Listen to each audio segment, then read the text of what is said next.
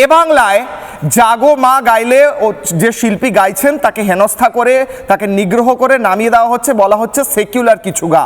আমি জিজ্ঞেস করছি, এই বুদ্ধিজীবীদের মোমবাতিগুলো এরা কোথায় ঢুকিয়ে রেখেছেন? ব্যাগের ভেতর?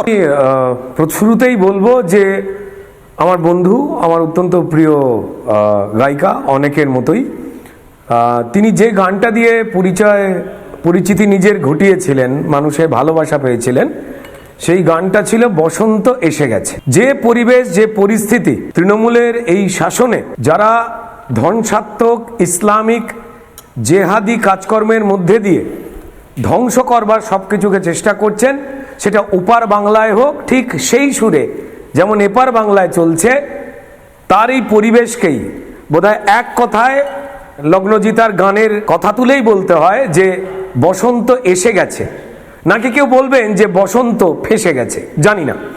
দুর্ভাগ্যজনক ঘটনা, শুধু দুর্ভাগ্যজনক নয়, ক্রমাগত যে পদ্ধতিতে প্রশ্রয় দেওয়া হয়েছে এই উগ্র ইসলামিক জেহাদি শক্তিদের, তাতে শুধুমাত্র হিন্দুরা আতঙ্কিত হয়েছেন। চোখের সামনে দেখতে পাচ্ছেন যে মা বা দেশমাতৃকা, তাদের বন্দনা করা গান বন্দে মাতারাম যেমন তারা গাইতে চান না, এড়িয়ে যেতে চান, ঠিক তেমনি এই জাগো মাও তারা বন্ধ করতে চান, এ প্রমাণিত। এবং মারতে ওঠেন স্টেজে, এটা আমার কথা নয়, লগ্নজিতার তার এফআইআর, তার কথায় স্পষ্ট যে কোন বাতাবরণ তৈরি হয়েছে আর কোন পরিবেশে এরা সাহায্য পাচ্ছে এবং শক্তি পাচ্ছে।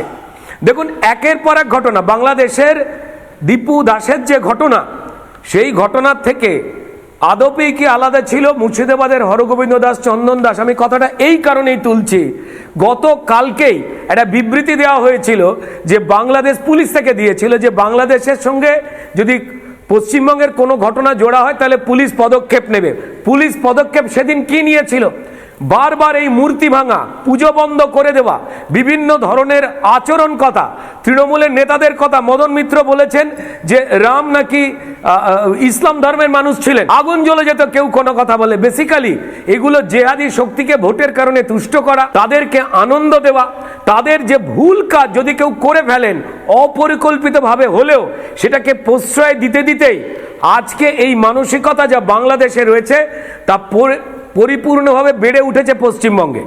এবং যার শিকার শুধু লগ্নজিতা একা নয়, বারবার প্রতি মুহূর্তে এই দাপট বাড়বে যদি না পরিষ্কার আমরা জেগে উঠি, যদি না প্রতিবাদ করি। মমতা বন্দ্যোপাধ্যায় কিছু করবেন না, যদি করতেন তো তাহলে লুটেরা বাবরকে নিয়ে মসজিদ বানাবার জন্য হুমায়ুন কবিরকে এই ব্যক্তিতে অ্যারেস্ট হয়েছে।